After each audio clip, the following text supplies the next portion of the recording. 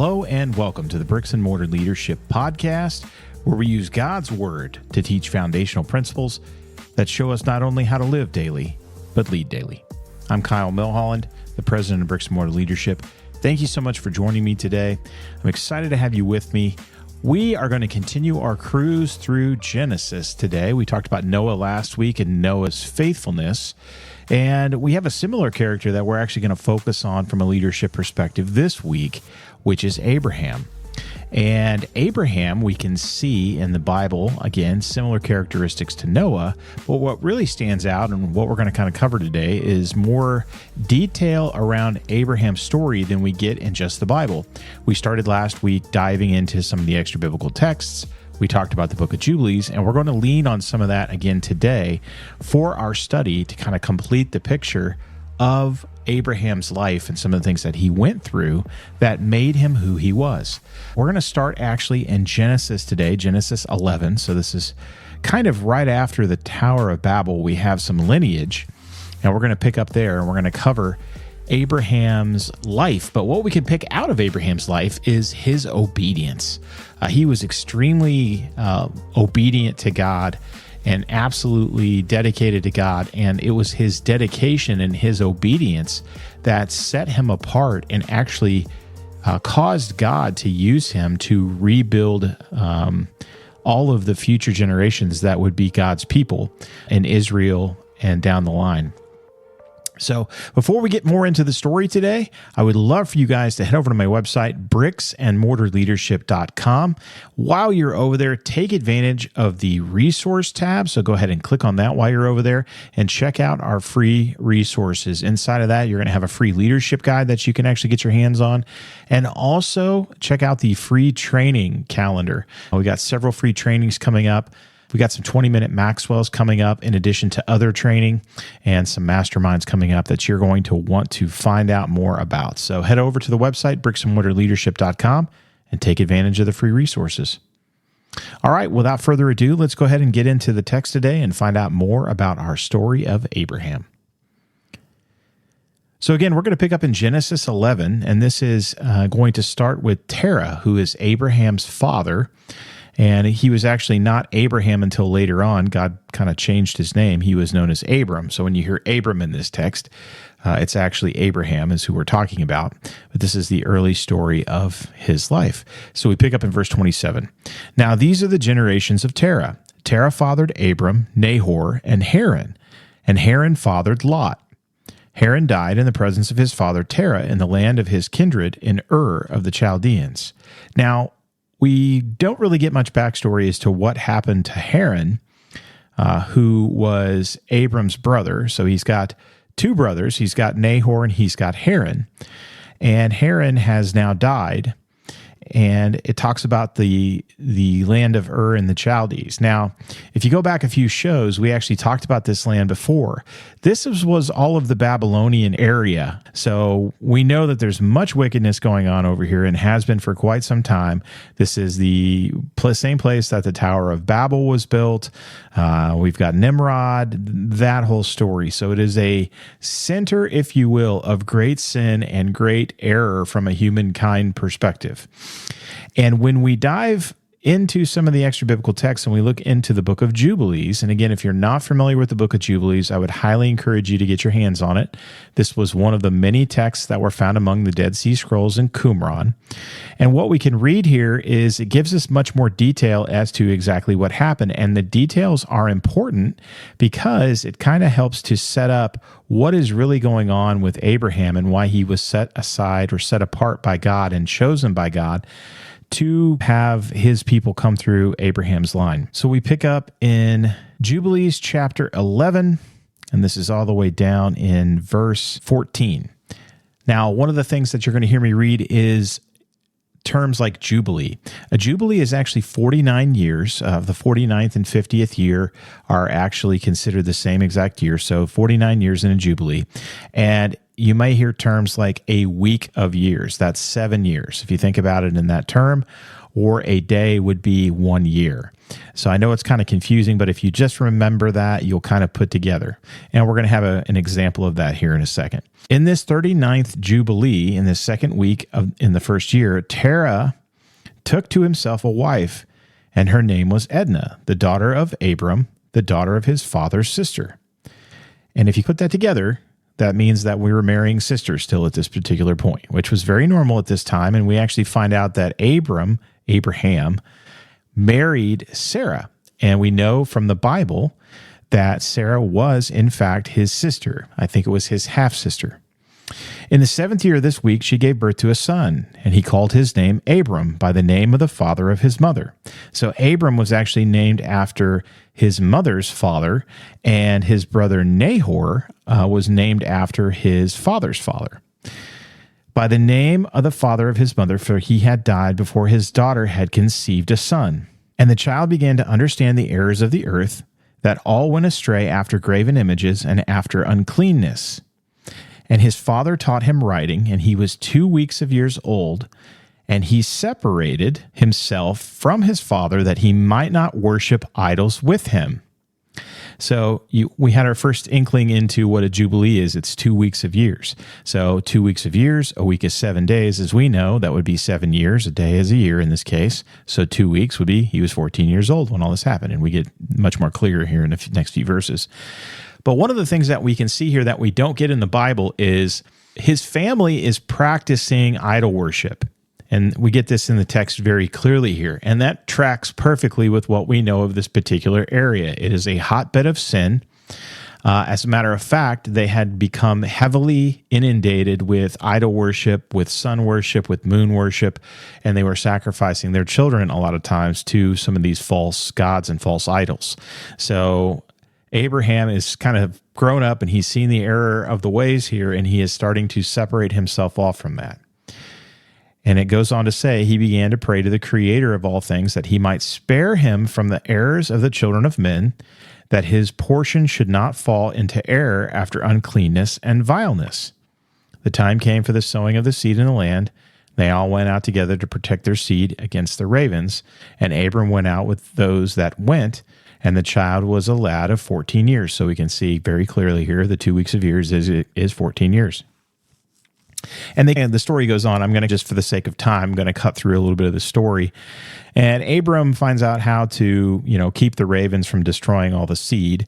And they really look up to him because of this. So he has some status. But things go a little bit awry here. And we kind of move on to chapter 12. And it says, in the 6th week of the 7th year of it, that Abram said to Terah his father, saying, Father, he said, look here, I am my son. He said, what help and profit have we from those idols which you worship, and in the presence of which you bow yourself? For there is no spirit in them. They are dumb forms, and they mislead the heart. Do not worship them. Worship the Elohim, God of heaven, who causes the rain and dew to fall on the earth, and does everything on the earth, and has created everything by his word, and all life is from his presence. Why do you worship things that have no spirit in them? For they are the work of men's hands, and you bear them on your shoulders. And you have no help from them, but they are a great cause of shame to those who make them, and they mislead the heart of those who worship them. Do not worship them. His father said to him, I know it, my son, but what shall I do with the people who have made me serve them? If I tell them the truth, they will kill me, because their soul clings to them, so they worship them and honor them. Keep silent, my son, or they will kill you. So we can see here that Terah, Abraham's father, has chosen the path of going along with the flow, even though he probably knows that he shouldn't be. And he has made this choice to do what is saving his skin versus actually following God. So we kind of come to our first leadership bullet point for the day and first lesson, which is, when the chips are down, a man or woman's true character will be seen in how they respond when the heat gets cranked up. We kind of talked about courage under fire, or courage facing the furnace, I think, in one of our first 3 episodes. And this is one of those moments, right? The heat doesn't get much hotter than when you're facing death, just like Shadrach, Meshach, and Abednego, but they made the choice to stand by God and trust in him, whereas Terah, he ain't that strong of a dude. So he is being challenged by his 14-year-old son, and he is backing down. And he's not only that, but he's encouraging Abraham to go along with it so that he doesn't get offed. So kind of sad. So Abraham goes on, and we continue on in the story. And these words he spoke to his two brothers, and they were angry with him, and he kept silent. In the 40th Jubilee, in the second week, in the 7th year of it, Abram took to himself a wife, and her name was Sarai. Her name gets changed later as well from Sarai to Sarah, and we can see that in the Bible. The daughter of his father, and she became his wife. Now, this is what the interesting part is of how Haran dies. Haran, his brother, took to himself a wife in the 3rd year of the 3rd week, and she gave birth to a son in the 7th year of this week, and he called his name Lot. So Lot, that we know of in the Bible, that was actually saved from Sodom and Gomorrah, was Haran's son. So this is Abraham's nephew. Okay, and we know that from the Bible. And we know that Haran was his father, but we don't know how Haran dies, which is what we're getting ready to get into. Nahor, his brother, took to himself a wife in the 60th year of the life of Abram, that is, in the 4th week, in the 4th year of it. Abram arose in the night and burned the house of the idols, and he burned all that was in the house, and no man knew it. And they arose and sought to save their deities from the fire. Haran hasted to save them, but the fire flamed over him, and he was burnt in the fire, and he died in Ur of the Chaldees before Terah his father. And they buried him in Ur of the Chaldees. Terah went out from Ur of the Chaldees, he and his sons, to go to the land of Lebanon and into the land of Canaan. And he dwelt in the land of Haran, and Abram dwelt with his father Terah in Haran 2 weeks of years. So if you're putting together what just happened, Abram set the place that all the idols were in on fire, and his brother went in to try to save all these idols and got roasted and cooked to death. So now they've fled the area. So Terah, their father, has picked up stakes, right, and taken his whole family and kind of fled this place and went back to Haran, the name Haran, the town of Haran, which is actually in modern-day Turkey. And that's an interesting thing because we can see some of the backstory of that particular town. It's one of the origin points for all of this worship of false gods and worship of the sun and the moon god and goddess and all of these things. And it kind of just spread down to Babylon. And that's when we had all the issues that we had with the Tower of Babylon in that whole area and how we got to this point. So we went back to our roots and went back to a place that probably wasn't much better.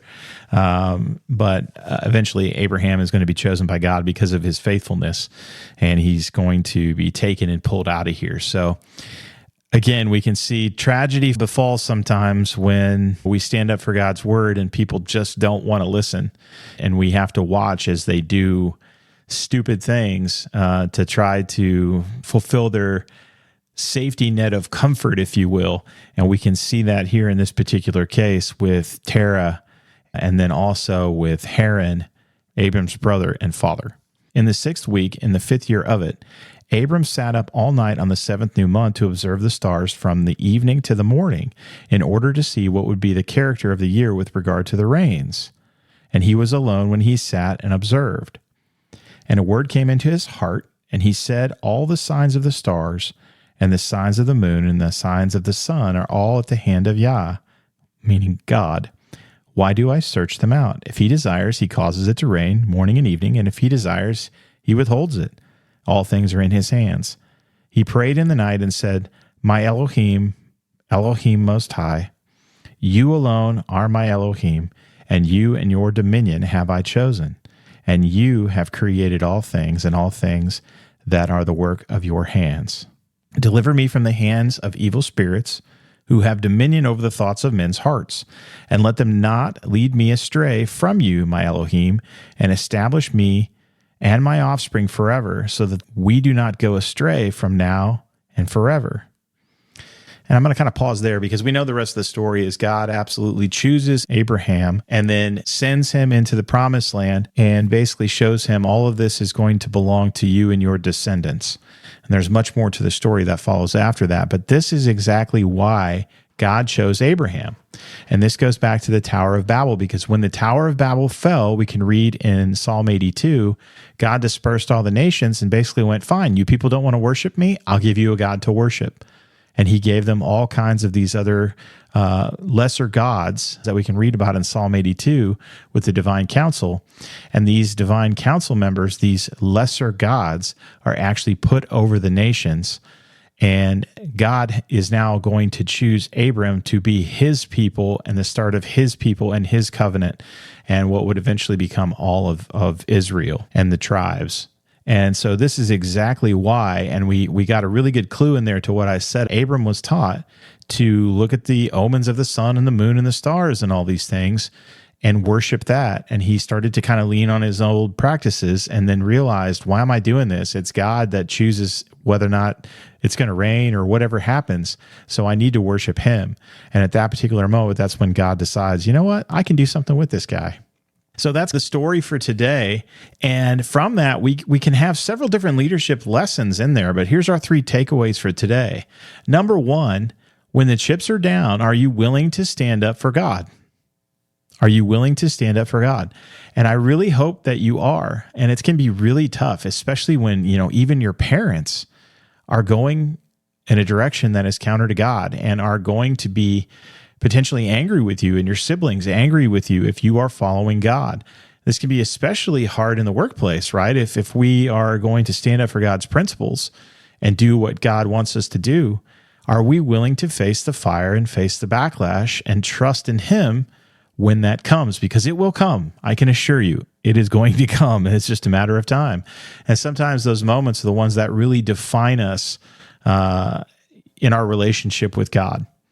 And I can tell you from personal experience, I walked away from my job of 11 and a half years over issues of faith. They were willing to push agendas involving our children that I was not okay with, and I was not going to have it anymore. And I put my notice in, and I walked away. And I'm proud of myself for doing that, but I got to tell you, it was not easy. And it has come with a lot of sleepless nights when you're willing to give up your livelihood to stand up for your principles. So, but as a leader, I can tell you that garnered me a lot of respect with a lot of other people that maybe wouldn't normally listen to me. And I had some fantastic conversations with people those last 2 weeks that I was in that environment. Some of the most freeing conversations I've ever had with believers and non-believers alike. And it was a pretty amazing time that I was able to have conversationally without having to, worry about the consequences of what I was going to say from a faith perspective. So that really kind of goes to point number 2. What are you modeling for your family? What are you modeling for your children? What are you modeling for the people that report to you? We've talked about this in previous weeks, but it just goes to beg to be repeated over and over again. This area, your obedience, are you living your faith? And your obedience to your faith, it goes 100 million miles to showing people just how steadfast you're willing to be and principled. How principled are you willing to be? And when you show them that you're willing to stick to your guns and you're willing to be principled, it is amazing what kind of attraction that creates, that magnet effect we've talked about in previous episodes. It just draws people to you because they know that you have high integrity and they know you're willing to stick up for your belief system. Even if they don't agree with your belief system, even if, they maybe have a different faith, or, they don't have any faith, they still see that you're a person of principle and you're willing to stand up for your principles. And then 3, what are you willing to do in order to trust God today? And, at the end of the day, God is the one that controls all of our life. You need to hand all of your life over to him, including your work life. And, we are to be witnesses no matter where we are. Whether that's at work, whether that's definitely at home with your family and your children. But everywhere we go, you are to be a witness. That is your number one job. Preach the gospel to all the nations, right? I like St. Francis of Assisi. St. Francis of Assisi said, preach the gospel to all the nations, and when necessary, use words. And I think that's a fantastic quote because, our actions speak much louder than our mouths sometimes, or our mouths can be our undoing, but our actions can too. And I can tell you as a Christian, everybody is going to have their eyes on you, watching what you do. And whether you decide to be obedient to God in everything that you do, or you decide not to, people are going to notice what you choose to do. So just make sure that you're doing things God's way and not your way, and be obedient to him, because when you are obedient to him, look what happens. An entire nation and an entire future and generations upon generations of people were pulled under God's wing because of one man here and his faithfulness and his willingness to stand up and say, no, what's happening is not right. I'm not going to do this, and I'm going to go a different path. And God blessed him in practically every way humanly possible, financially, physically, with children and offspring, because Sarah was not having children, and anything you can imagine, all because of his continued obedience and faithfulness. And we know the story of Isaac, willing to sacrifice Isaac, and God stops him. It's amazing the level of obedience that Abraham had. So we need to strive to be that obedient. Well, my friends, thank you so much for joining me today for this lesson.